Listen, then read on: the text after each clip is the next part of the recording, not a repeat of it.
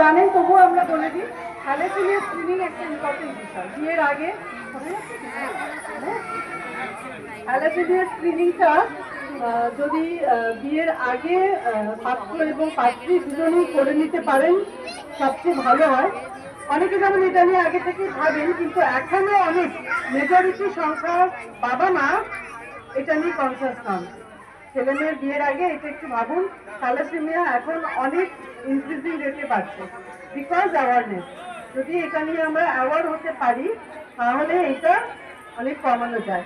মানে অন্তত পক্ষে যে মেয়ের থ্যালাসেমিক রিপোর্টে স্ক্রিনিং এর ট্রেট পাওয়া গেছে, হয়তো সে থ্যালাসেমিয়া নয় কিন্তু ট্রেট মানে তার জিনে আছে থ্যালাসেমিয়ার রোগটা, তাহলে তার উডবি হাজব্যান্ড বা উডবি ওয়াইফকে এই চেকটা করে নিতে হবে কি তারও একই প্রবলেম আছে কি কাছাকাছি প্রবলেম আছে।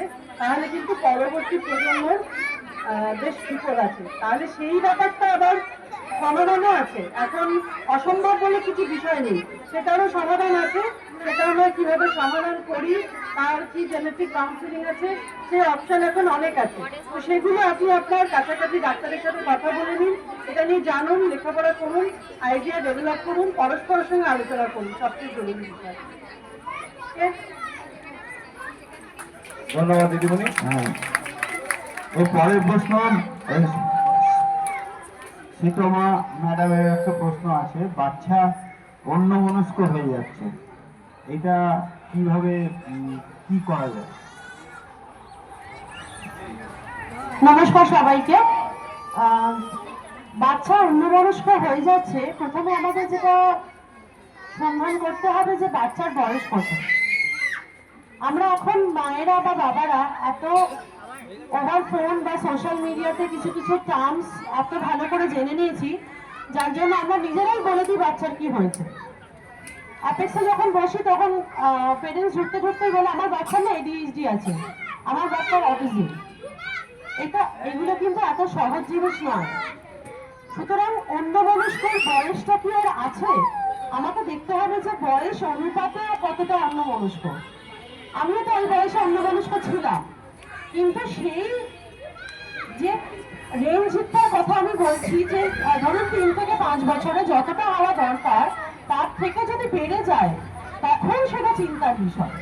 আমরা সেটা বুঝতে পারি না, কারণ প্রতিযোগিতা আজকালকার দিনে এতটা পরিমাণ বেড়ে গেছে, যার জন্য বাচ্চাদের কাছ থেকে আমাদের এক্সপেকটেশন বা চাহিদা থাকে যে আমরা সবসময় ওরা সব ব্যাপারে সমানভাবে মনোযোগী দিয়ে সবকিছু করবে, যেটা আমাদের সময় কিন্তু এতটা ছিল না। আমরা পড়াশোনার সাথে একটা কিছু এক্সট্রা কারিকুলার করতাম, কিন্তু এখন বাচ্চাদের সেটা উপায় নেই। সুতরাং আমি বলবো যে অন্যমনস্কতার অনেকগুলো কারণ আছে। কারণ আর একটাও হতে পারে যে বাবা মা যখন সন্ধ্যাবেলায় বাচ্চাকে নিয়ে বসার কথা, বাচ্চা নিজের মতো বসে বাবাকে বললাম খেলতে কি মাকে বললে পড়তে বসবে, মা বাবা কাজে বা মোবাইলে ব্যস্ত, তাহলে সেই সময় বাচ্চা কি করবে? তখন সেও মোবাইল নিয়ে নেবে বা টিভি দেখবে, বা তার যে একটা বসার জন্য যে একটা কনস্ট্রাকটিভ একটা যে এনভায়রনমেন্ট লাগে সেটা ধরুন বাবা মা হিসাবে আমি প্রোভাইড করতে পারছি না। সুতরাং আমার মনে হয় যে এই অন্যমনস্কতা কথাটা যখন আমরা সবাই বলি, তাহলে সেক্ষেত্রে এটাও খুব ইম্পর্টেন্ট যে বাচ্চাদের সবসময় আমি অন্তত বলি যে কোনো না কোনো এক্সট্রা কারিকুলার অ্যাক্টিভিটিতে ওকে দিন। ও যখন স্কুল থেকে বাড়ি আসছে তারপর একটা বদ্ধ ফ্ল্যাট বা একটা বদ্ধ চারপাশে জানলার মধ্যে ও ঢুকে পড়ছে। সুতরাং ও যখন বাইরে একটা অন্য কিছু দেখছে তখনই তার প্রতি তার কিউরিয়াসিটি বা আগ্রহটা বেড়ে যাচ্ছে।